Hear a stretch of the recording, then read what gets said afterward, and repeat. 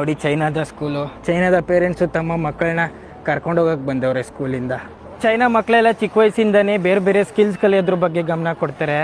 ಆದರೆ ನಮ್ಮ ಮಕ್ಕಳು ಕಾಲೇಜ್ಗಳಲ್ಲಿ ಜಾತಿ ಧರ್ಮ ಅಂತ ಕಿತ್ತಾಡ್ತಾರೆ. ಮನ್ಸಿಗೆ ತುಂಬ ಭಾರ ಆಗುತ್ತೆ. ಆದರೂ ಹೇಳ್ತೀನಿ, ಚೈನಾ ಅಟ್ ಪ್ರೆಸೆಂಟ್ ಏನು ಡೆವಲಪ್ ಆಗಿದೆಯಲ್ಲ, ಈ ಥರ ಡೆವಲಪ್ ಆಗೋಕ್ಕೆ ಭಾರತ ಇಲ್ಲಿಂದ 70 ವರ್ಷ ಟೈಮ್ ಬೇಕಾಗುತ್ತೆ. ಅದು ಕೂಡ ನಮ್ಮ ಹತ್ರ ಇರೋವಂಥ ಬಜೆಟ್ನ ಸರಿಯಾಗಿ ಉಪಯೋಗ ಮಾಡಿದ್ರೆ ಮಾತ್ರ. ನೀವು ಇಲ್ಲೇ ಲೆಕ್ಕ ಹಾಕ್ಬೋದು ಚೈನಾಗಿಂತ ನಾವು ಎಷ್ಟು ಹಿಂದೆ ಉಳಿದಿದ್ದೀವಿ ಅಂತ. ಚೈನಾದ ಬೇಜಿಂಗ್ನ ಯಾವುದೋ ಒಂದು ಗಲ್ಲಿ ರಸ್ತೆಯಲ್ಲಿದ್ದೀವಿ.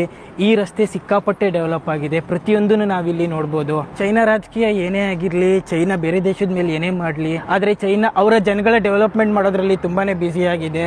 ಓಟ್ಗೋಸ್ಕರ ಜಾತಿ ರಾಜಕೀಯ ಮಾಡಿ ಇಲ್ಲಿನ ಜನಗಳ ಮಧ್ಯೆ ತಂದಿಡೋಂಥ ಕೆಲಸ ಚೈನಾ ಮಾಡ್ತಾ ಇಲ್ಲ. ಈ ವಿಡಿಯೋ ನೋಡಿ ತುಂಬ ಜನ ನಂಗೆ ಬೈಬೋದು, ಆದರೆ ಏನು ಮಾಡೋದು, ಇದೇ ಸತ್ಯ ಅಥವಾ ನಾನು ನೋಡಿರೋಂಥ ಸತ್ಯ ಇಲ್ಲಿ ಬಂದು. ಮುಂದಿನ ಚೈನಾ ವಿಡಿಯೋದಲ್ಲಿ ಸಿಗೋಣ. ಅಲ್ಲಿವರೆಗೂ ಟೇಕ್ ಕೇರ್, ಟಾಟಾ, ಬಾಯ್ ಬಾಯ್.